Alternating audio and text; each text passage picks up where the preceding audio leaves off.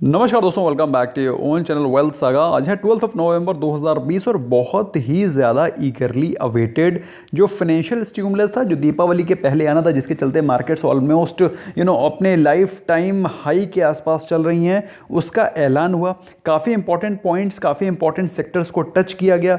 12 highlights हैं जिसकी मैं ये इंपॉर्टेंट पॉइंट्स को कवर करूँगा। बहुत ही इंपॉर्टेंट वीडियो है, अच्छे से देखो, समझो किस सेक्टर में, किस स्टॉक्स में इफेक्ट पड़ेगा वो भी हम लोग जानेंगे। लेकिन सबसे पहले समझना है कि मैटर क्या है, क्या हुआ है, किस किस सेक्टर्स को टच करने की कोशिश की गई है। होलिस्टिक पिक्चर लेते हैं। लेकिन उससे पहले अगर चैनल को सब्सक्राइब नहीं किया, सब्सक्राइब करो, बेल आइकन को प्रेस करो ताकि आपको रेगुलर अपडेट्स मिलते रहें, प्लस आप कोई इंपॉर्टेंट वीडियो मिस मत करें। आज शाम को हम लोग रात को 9 बजे लाइव सेशन पे भी मिल रहे हैं, please do not miss that. Although उसका मैं लिंक आपको टेलीग्राम चैनल पर डाल दूंगा। So will meet at 9 PM also. कोई क्वेश्चन क्वेरी रहते हैं हम लोग वहाँ भी डिस्कस करेंगे। So let's begin.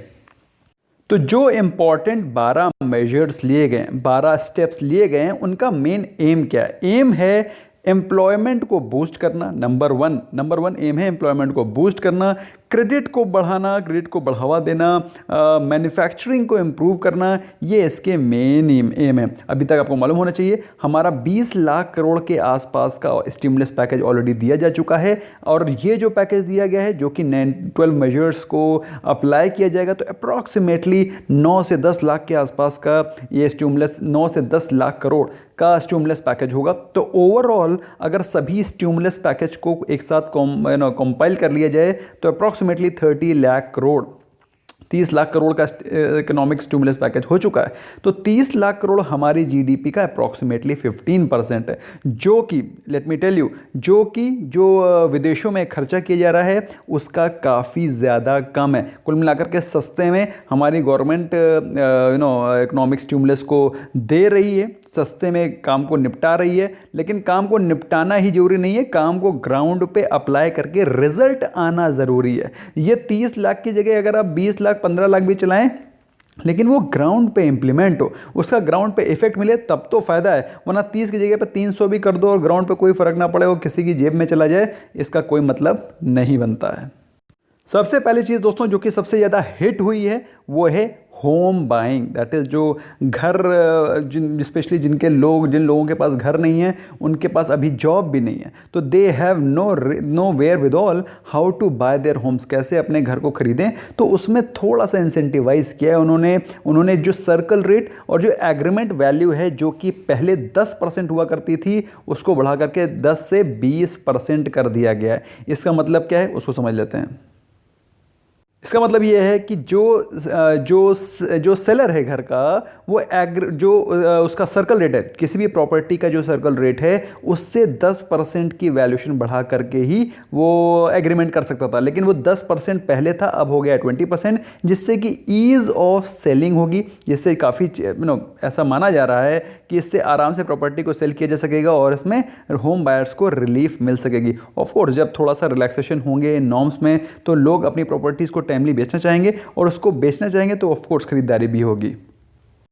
जो मेन स्टिमुलस का फोकस था वो था रूरल एम्प्लॉयमेंट। अब रूरल एम्प्लॉयमेंट में आपको मालूम होना चाहिए ऑलरेडी हमारे देश में मनरेगा, जो MGNREGA है ना, तो मनरेगा ऑलरेडी चल रहा है। तो मनरेगा के अलावा भी PM गरीब कल्याण रोजगार योजना is in progress in 116 district, ये भी चल रही है। तो additional outlay of 10,000 crore will be provided for the PM गरीब कल्याण रोजगार योजना, जिसके चलते economic growth in rural areas will be facilitated. तो एक तरह से देखा जाए तो रूरल एरिया की तरफ काफ़ी ज़्यादा ध्यान रहा है स्टिमुलस का। इसके अलावा भी कई सारे ऐलान हुए हैं जिसमें कि हम लोग जानकारी लेंगे। नंबर 1 तो ये हो गया, रूरल एम्प्लॉयमेंट को थ्रू वेरियस मेजर्स अमाउंट देकर के उनको फैसिलिटेट किया गया है, उनके एम्प्लॉयमेंट को जनरेट करने के लिए। नंबर 2, फर्टिलाइजर सब्सिडी दी गई है फार्मर्स को।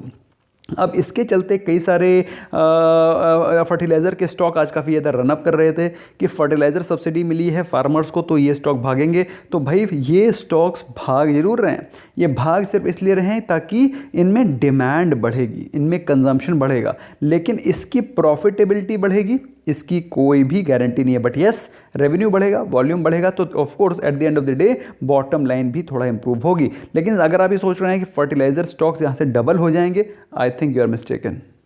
अब फर्टिलाइज़र में 65,000 करोड़ की फर्टिलाइज़र सब्सिडी दी गई है फार्मर्स को, ताकि वो ईजिली और एडिक्वेट क्वांटिटी में फर्टिलाइज़र फार्मर्स को अवेलेबल हो।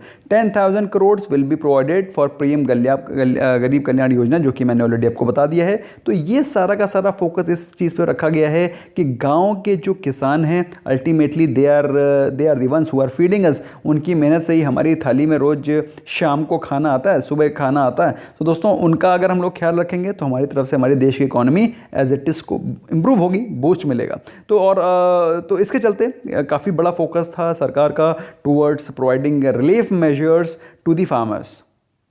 एम्प्लॉयमेंट को बूस्ट करने के लिए दोस्तों रूरल के अलावा अर्बन सेक्टर्स हैं, मतलब जो न्यू हायरिंग करेंगे उनके लिए भी कुछ नॉर्म्स को रिलैक्स किया गया है, जिसमें कि retirement fund contribution, employee contribution और एम्प्लॉयर्स कंट्रीब्यूशन को लेकर के कुछ छूट दी गई है 2 साल की, जो कि आपको आपके सामने व्यू फॉइल पे लिखा हुआ है। सो ओवरऑल एक नई मुहिम छिड़ी गई है, जिससे कि नई हायरिंग को थोड़ा सा पुश मिले, क्योंकि इस समय सभी के सभी सेक्टर्स, सभी की सभी जॉब अपॉर्चुनिटी अपने आप को कर्टेल करके रखे हुए, except IT sector. IT sector में डेफिनेटली एक्सपेंशन की कुछ न्यूज़ आ रही थी, हायरिंग की न्यूज़ आ रही थी, लेकिन बाकी सारे सेक्टर्स हायरिंग को थोड़ा सा कर्व करके रखे हुए हैं। नेक्स्ट दोस्तों जो कि बहुत इंपॉर्टेंट पॉइंट था, जिससे कि डायरेक्ट बेनिफिट मिलेगा एमएसएमईज को, बिजनेस एंटरप्राइजेस को और इंडिविजुअल लोन बायर्स को। अब उनको बेनिफिट क्या मिलेगा? उनको easy availability of collateral free loan मिलेगा, और इसकी एप्लीकेबिलिटी कब तक है? 31 मार्च 2021। अगेन एक तरह से लोगों को पैसे अवेलेबल कराना, जिससे कि वो अपने बिजनेस को खुद खड़ा कर सकें, और ना ही अपनी बल्कि दूसरों को भी एम्प्लॉयमेंट और रोजगार दे करके स्ट्रेंथन कर सकें गवर्नमेंट और अपनी इंडिया की इकोनॉमी को। दोस्तों एक जो इम्पॉर्टेंट सेक्टर है जिसमें कि कल अनाउंसमेंट आया था रिगार्डिंग PLI स्कीम, तो PLI स्कीम को लेकर के मैंने कल वीडियो बना दिया था, आई एम श्योर आपने उसको देखा होगा। उसमें मैंने स्टॉक्स भी डिस्कस करे थे कि कौन से वो स्टॉक्स हैं जिनको कि बेनिफिट मिलेगा। ओवरऑल उसमें 1.46 लाख करोड़ का एलोकेशन हुआ इन PLI स्कीम्स, और PLI स्कीम पहले भी 5 सेक्टर्स के लिए एप्लीकेबल थी। इट इज़ बेसिकली डन, ये बेसिकली करी गई है जो चाइना है उसको कॉम्पीट करने के लिए, उसको थोड़ा मुंह तोड़ जवाब देने के लिए दोस्तों ये PLI स्कीम लाई गई है, ताकि हमारे देश में मैन्युफैक्चरिंग को बूस्ट मिले। क्योंकि आपको मालूम होना चाहिए China is one of the most important and most biggest leader of manufacturing, और India is known for its services. अगर इंडिया में मैन्युफैक्चरिंग भी हो जाए, सर्विसेज ऑलरेडी एग्जिस्टिंग है, तो India will be one of the best super power in times to come. तो इसकी मुहिम को चलते गवर्नमेंट ने स्टेप लिया है। पहले 5 सेक्टर्स थे, 10 और सेक्टर जोड़ दिए गए, टोटल मिलाकर के 15 सेक्टर्स हो गए हैं PLI स्कीम के अंतर्गत। PM आवास योजना अर्बन को लेकर भी गवर्नमेंट ने कुछ इंपॉर्टेंट कुछ स्टिमुलस दिया है। ₹18,000 crore will be provided for PMAY, that is PM Awas Yojana urban over 2020-21 budget estimates through additional location. तो ये भी एक तरह से देखा जाए, जब आवास योजना में एक्सपेंशन होगा, एक्सपेंडिचर होगा, तो उससे भी जॉब अपॉर्चुनिटीज़ खुलेंगी। ओवरऑल इन सब जगह पर स्टिमुलस देने का कारण क्या है कि ओवरऑल ग्रोथ हो, और उसके चलते उसके जरिए और भी ज़्यादा जॉब अपॉर्चुनिटीज़ ओपन हो। और इससे एक्सपेक्टेड है कि approximately 78 lakh new jobs create होंगी। अब मैंने आपको दोस्तों एक चीज़ बहुत इंपॉर्टेंट ओपनिंग स्टेटमेंट में बोली थी कि ये सारी चीज़ों का बेनिफिट तब है जब वो ग्राउंड पे इम्प्लीमेंट हो। ऐसा ना हो पेपर बन गया, पेपर बन के आवास योजना के सारे स्कीमें अब इम्प्लीमेंट हो गई और उसके बाद काम ख़त्म। अगर ये ग्राउंड पे इम्प्लीमेंट नहीं होगा तो ये जितनी जॉब्स है ना, ये ग्राउंड पे क्रिएट नहीं होंगी। जब काम होगा ज़मीन पे तभी ये जॉब अपॉर्चुनिटीज़ खुलेंगी, तभी लोगों को जॉब मिलेगी। अगर ये कागज़ पे ही हो जाएगा तो कागज़ पे जॉब थोड़ी मिलती है। उसके बाद बात करते हैं दोस्तों रिलीफ टू कॉन्ट्रैक्टर्स। आपको मालूम होना चाहिए इस समय कॉन्ट्रैक्टर्स बहुत ही ज़्यादा पैनिक में हैं, परेशान भी हैं। जो लोग मेरे सब्सक्राइबर्स हैं वो लोग समझते भी होंगे। काफ़ी सारे लोगों को जब ठेके लेने होते हैं, सरकारी या फिर गैर सरकारी, उनको एक अर्नेस्ट मनी डिपॉजिट करनी होती है। बेसिकली एक टोकन अमाउंट होता है, कॉन्ट्रैक्ट वैल्यू का कुछ अमाउंट होता है, सपोज 2% या फिर 1%, जिसको बोलते हैं EMD, अर्नेस्ट मनी डिपॉजिट। तो अर्नेस्ट मनी डिपॉजिट करना पड़ता है before taking any contract, rather before participating in any contract. तो EMD को जमा करने के लिए गवर्नमेंट ने कुछ रिलैक्सेशन दी हैं, जिससे कि सभी ठेकेदार अच्छे अच्छे कॉन्ट्रैक्ट्स में पार्टिसिपेट कर सकें। जस्ट बिकॉज उनके पास इनिशियल कैपिटल नहीं है जमा करने के लिए, वो बाइंडिंग ना हो, उनके लिए एक तरह से रिलीफ दी गई है, which according to me is a welcome measure. अब कोरोना काल में, कोरोना के स्टिमुलस में इकोनॉमी को जिसने सबसे ज़्यादा क्षति पहुंचाई है उसके लिए अगर पैसे की तरफ और ना करे जाएं तो इकोनॉमिक स्टिमुलस को सही नहीं माना जाएगा। तो अगेन ₹900 करोड़ का ग्रांट दिया गया है to department of biotechnology for कोविड-19 वैक्सीन रिसर्च। बात समझ में आ रही है अभी आपको? सिर्फ रिसर्च के लिए पैसा प्रोवाइड किया गया है, प्रोवाइड फॉर किया गया है, जिसके चलते रिसर्च में तेज़ी आए, रिसर्च में कोई कमी ना आए, इसके चलते ये बूस्टर शॉट मिला है टू वैक्सीन रिसर्च। इसके बाद लोगों को देना, लोगों की सप्लाई चेन मैनेजमेंट के लिए सेपरेट पैसा केटर फॉर किया जाएगा, लेकिन अभी रिसर्च पे 900 करोड़ रुपए का ग्रांट मिला है। इसके अलावा दोस्तों last but not the least infrastructure debt financing के लिए भी एक बड़ी घोषणा हुई है, NIIF, जिसका कि फुल फॉर्म है national investment and infrastructure fund. तो ये प्लेटफॉर्म ऑलरेडी, इसकी जो लोन बुक है 8,000 करोड़ की है, डील की पाइपलाइन 10,000 करोड़ की है, तो उसको इम्पेटस दिया गया है कि NIIF स्ट्रैटेजिक अपॉर्चुनिटीज़ फंड एक debt platform debt platform create करेगा comprising an NBFC infra debt fund and NBFC infra finance company. So इस लोन बुक को, जो कि 8,000 करोड़ की है और डील पाइपलाइन 10,000 करोड़ के लिए उनको पैसा चाहिए, उनके लिए पैसा कहाँ से आएगा? उनके लिए पैसा आएगा from market and they will be raising the fund of 95,000 crore rupees from market through project bonds. तो ओवरऑल एक तरह से देखा जाए डेट फाइनेंसिंग का एक प्रोजेक्ट है जिसको कि गवर्नमेंट ने लाया है। कैपिटल एंड इंडस्ट्रियल स्टिमुलस में भी 10,200 करोड़ रुपीज़ का एडिशनल बजट आउटले तैयार किया गया है, जिससे कि domestic defence equipment, industrial incentive, industrial infrastructure और ग्रीन एनर्जी 4 जगह पर इम्पेटस दिया गया। तो जो डोमेस्टिक डिफेंस इक्विपमेंट वाली कंपनीज़ हैं, आपको मालूम होना चाहिए कौन कौन सी हैं। अगर आपको उंगली पे गिनानी हो अच्छी कंपनीज तो उसमें है मिश्र धातु जिसको बोलते हैं मिधानी निगम लिमिटेड, मिश्र धातु निगम लिमिटेड मिधानी। उसके अलावा BDL is a great stock. इसके अलावा जो अच्छे स्टॉक्स हैं उनमें से एक है इनफैक्ट राइट्स और BEL अच्छे स्टॉक हैं। HAL को मैं ज़्यादा कुछ खास अच्छा मानता नहीं हूँ क्योंकि इसकी लोन बुक काफ़ी ज़्यादा पेंडिंग ही रहती है, पेमेंट्स इनके क्लियर नहीं होते 31 मार्च तक। तो ओवरऑल BDL, मिधानी, ये वो अच्छे स्टॉक्स हैं जिनका कि मेरे हिसाब से डिफेंस इक्विपमेंट्स और डिफेंस के प्रोजेक्ट्स में अच्छा रोल है।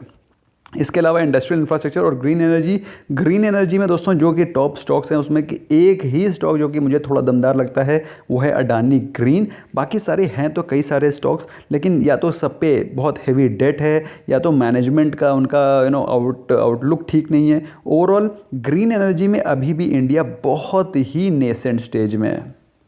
लास्ट दोस्तों एक्सपोर्ट को बूस्ट करने के लिए प्रोजेक्ट एक्सपोर्ट्स को बूस्ट करने के लिए 3,000 crore will be release to Exim bank. अब Exim bank is what? Export import bank. तो ओवरऑल गवर्नमेंट का जो फोकस रहा है वो काफ़ी ब्रॉड रहा है, हर एक सेक्टर को उन्होंने टच करने की कोशिश करी है। दोस्तों स्टिमुलस के लेकर के मेरे 2 ऑब्जर्वेशंस हैं। आई मे बी रॉन्ग, मैं बहुत ही छोटा आदमी हूँ इतने बड़ी चीज़ को जज करने के लिए, लेकिन मेरा जो ऑब्जर्वेशन है वो है 2। नंबर 1, छोटे से स्टिमुलस से काफ़ी सारे वाइड सेक्टर्स को चूज़ करने की और सिलेक्ट करने की, उनको इम्पेटस देने की कोशिश की गई है। मेरे हिसाब से this is kind of frittering away of resources. आपको क्या लगता है? You can let me know in the comment section. Budget जब छोटा हो तो आपको कुछ सेक्टर चूज़ करने चाहिए जिसमें कि आपका प्राइमरी फोकस हो और उसको आप अच्छे से you can boost it rather than frittering away the money at all the places. और उसमें आप वैसे भी जानते हैं इंडिया में निकलता कुछ और अप्लाई कम ही होता है ग्राउंड पे, तो उसमें अब कितना क्या मिलेगा that only God knows, but I am hopeful things will go good. Number 2, ये तो हो गई पहली चीज़।